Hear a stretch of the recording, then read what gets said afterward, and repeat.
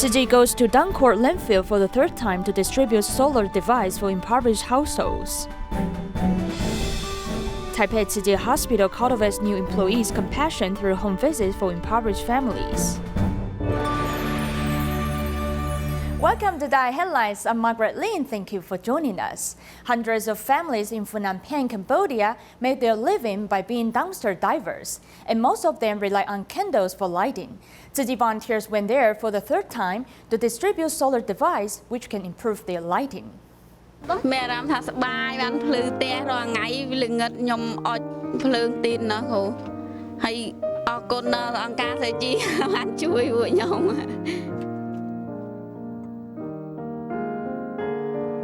Residing beside the garbage, most of the residents wear a straw hat and long-sleeved clothing to resist the sunshine and mosquitoes. These are the bare necessities for the hundreds of households in the garbage mountain. On this day, visitors who are also old friends came to the garbage mountain. It is so sunny, everyone is in the sun. Although the sun rays so strong, it is good for solar energy.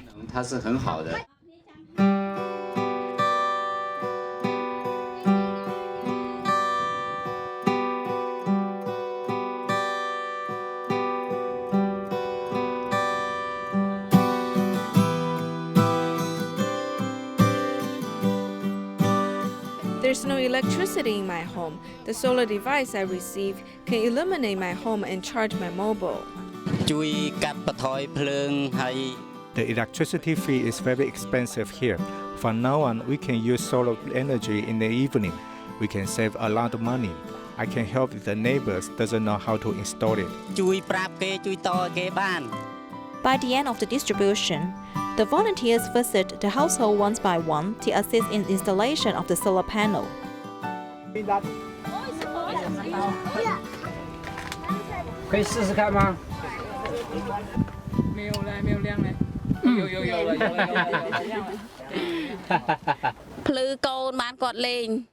It is more convenient for my kids to have dinner after having a lamp at home, because we often arrive home very late after picking the garbage. We used to have dinner when it was dark. I'm very sad to see this kind of living situation. It's hard to believe that the children are born in such an environment. What we can contribute is actually very little. I hope that the solar device we donated will help the children to read at night, and their living condition can be changed gradually through education in the future. This light not only illuminates the surroundings, but also illuminates the children's life path and helps combat poverty. After Cyclone Idai devastated 3 countries of Eastern Africa, Tzu Chi not only held ad distributions, but now they have also launched a construction assistance program. Through the visits to Tzu Chi Indonesia Chapter, the son of Mozambican Prime Minister has learned how Tzu Chi helped build a great love village in Indonesia after 2004 South Asia Tsunami. He hopes that such experience can also be carried out in Mozambique. Focusing on the video which introduces Tzu Chi Indonesia Chapter, this guest who visits the Jinsi Ho in Jakarta is the son of Mozambican Prime Minister Carlos. The most important purpose of his trip this time is to thank Tzu Chi on behalf of the residents in Mozambique for their disaster relief aid after Cyclone Idai. I really want to thank also Tzu Chi for the work they've been doing in Mozambique so far, for the relief of the hurricane we had. And seeing the work in the environmental front, humanitarian front. Over the past 6 months after Cyclone Idai, Tzu Chi's love for Mozambique remains.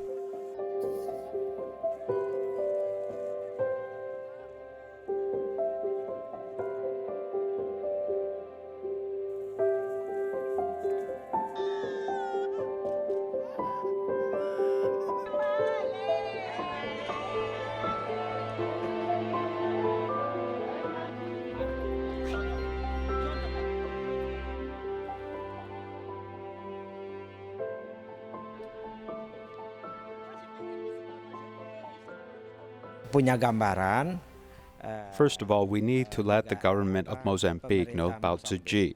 They should know that Tzu Chi is a charity organization with no political background. It's merely a non-profit organization. This way, the application for helping with construction in Mozambique will run smoothly. Besides expanding love in Mozambique, Tzu Chi also gathers love from around the world. This aid will continue to be carried out after Carlos visits Tzu Chi Indonesia Chapter. Barriers of religion not being a problem. This is a very, very, very good message that we look forward to bringing to Mozambique. So all we're waiting for is you, Tzu Chi. Please do come, and please, we're looking forward to working with you. Mozambique has lower literacy rates than other countries. This is because many children in Mozambique cannot finish elementary school, as they have to start working when they are in grades 2 or 3.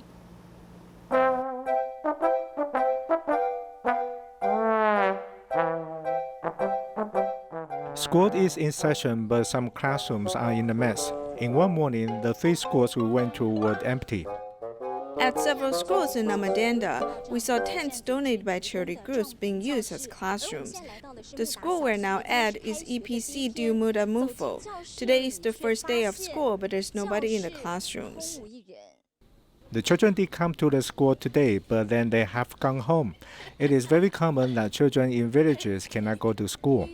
小学1年级到7年级来讲的话 Their elementary school is from grade 1 to 7, but the number of students will decrease as the grades go up.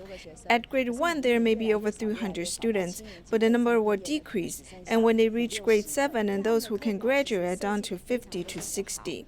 They have good schedules. In languages, they have French, Portuguese, and English. They also have PE, social studies, science, civics, and morality. They also have a computer class, but they use textbooks to teach about computers. None of the schools has computer, and their music class doesn't have an instrument either. 那音乐课也不会有乐器，因为这里的人家生活很辛苦。那 People here live hard lives. When I go to the school, I often see there are only 30 to 40 students in the classroom, when 70 to 80 students should be there. I asked where the other students were, and the students would tell me they were called by their fathers to farm the land or to fetch water. Their lives are poor. It is free from grade 1 to 7, but they are prevented from attending school.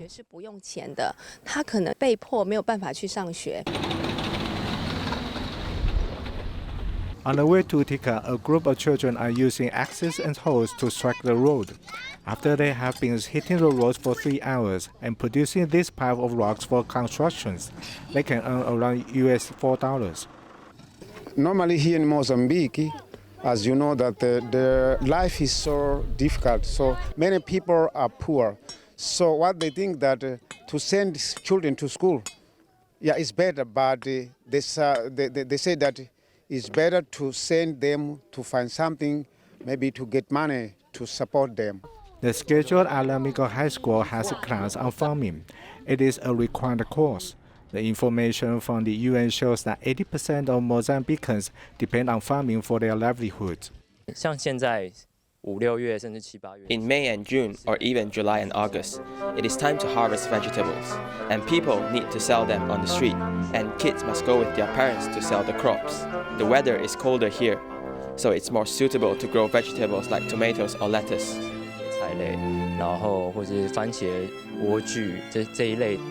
Cyclone Idai once submerged a very large piece of green farms, but now the crops are back again. A class for seniors in Kaohsiung teaches the participants how to make clothes. Over the past 5 years, the seniors have made 3,000 dresses for the children in Africa.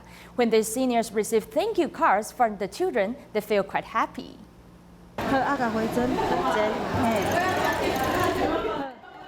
Some people are busy mending the borders while some are cutting clothes. These seniors who are in their 70s are making clothes for children in Africa. We can learn skills and do things we want to do. So we don't need to sit at home, but we can help people. I feel happy to give love to them. For the past 5 years, these elderly have sent out 3,000 dresses. An experienced tailor also comes to help them. The cloths are fixed in shape, so I changed the shape of the pockets to make it pretty. 66-year-old Wu Qinying had a tumor on the liver and also suffered from the stroke before, but she still came to help. While I can still move hands, they won't wither. While I am alive, I want to do certain things, so the kids out there can feel my love. When the elderly see their grandchildren will not be so happy over just one piece of clothing. They will realize what they do is quite meaningful after they make a comparison.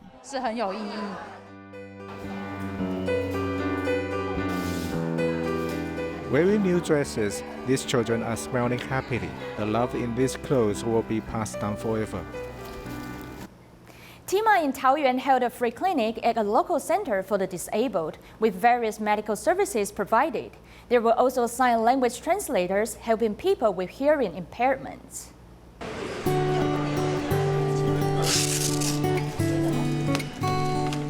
Five medical departments are staffed by the Tima members to help people with hearing impairments.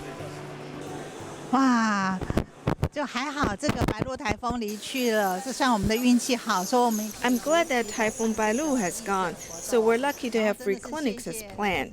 And I also want to thank Tzu Chi and every brother and sister for giving your great love to serve everyone. I can tell his health condition just by examining his pulse, and no need to ask him, so I feel honored today to come here and treat these silent angels. Medical consultation is a very important process, so many sign language translators also came to volunteer. It's all right, just do more exercise, drink more water, and do more exercise. A mobile pharmacy has been set up on the same spot, so the patients can also receive their medicines. The one-stop service can benefit these patients.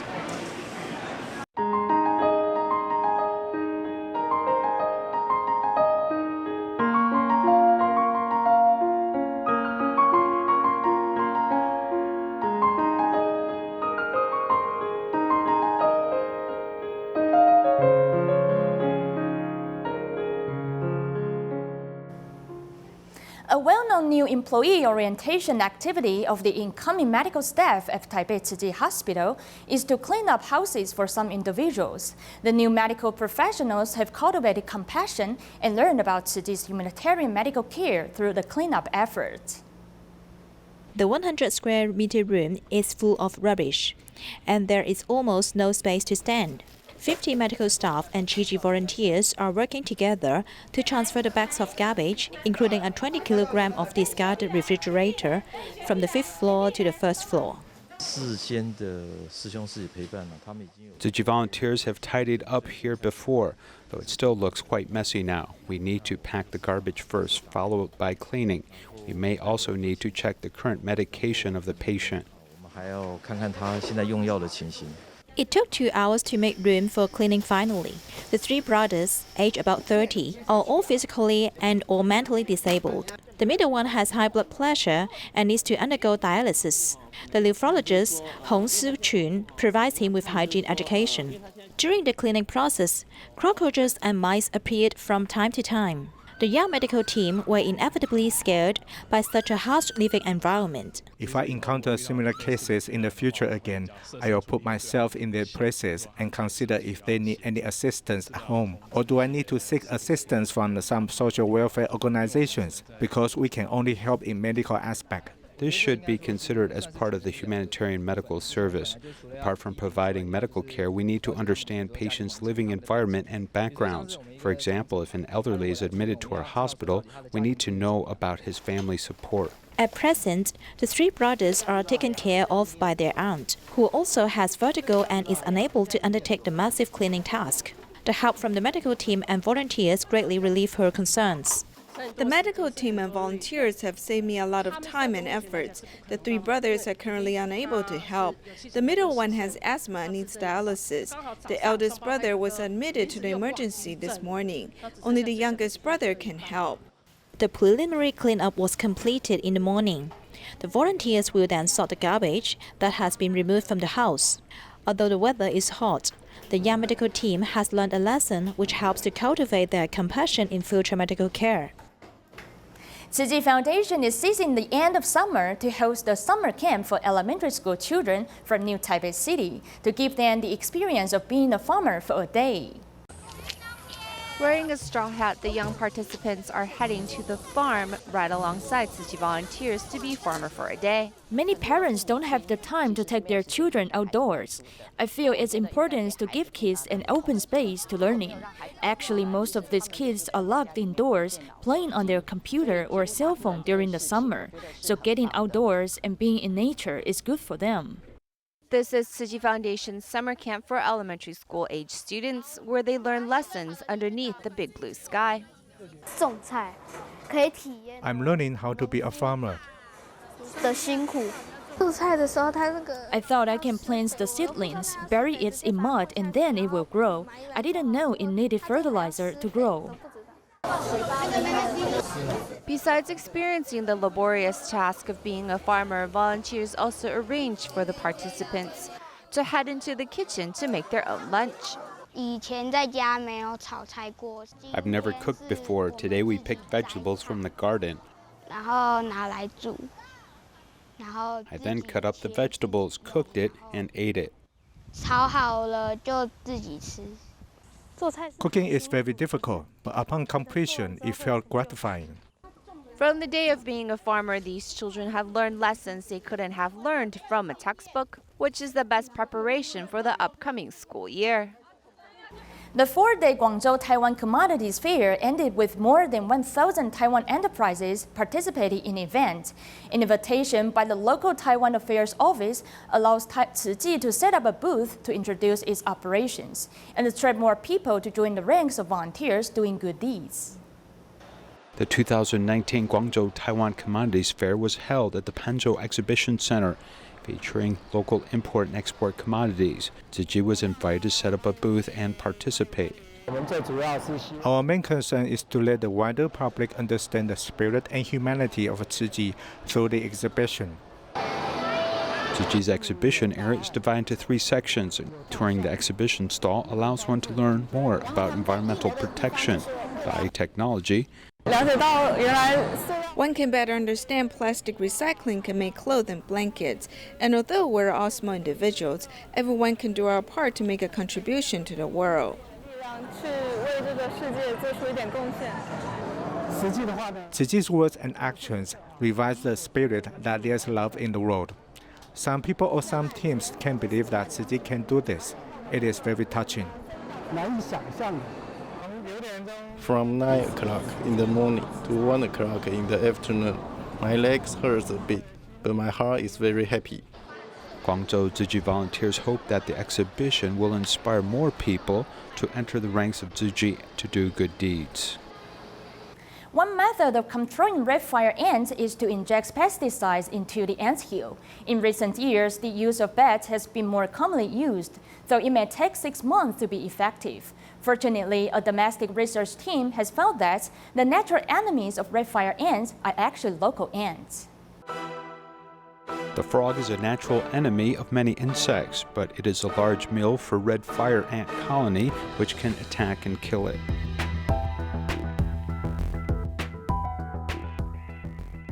Red fire ants actually have a considerable negative impact on local ecology. Once it invades, some of our local creatures usually disappear.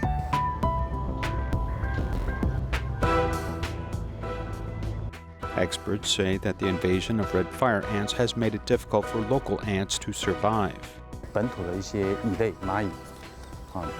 Some native ants will be destroyed by red fire ants or driven away, causing the local habitat or environment to become less diverse.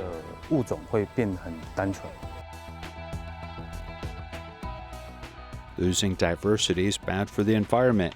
In addition to the spread of red fire ants by land and flood, another worry is that male ants from April to October every year can fly in the sky to mate.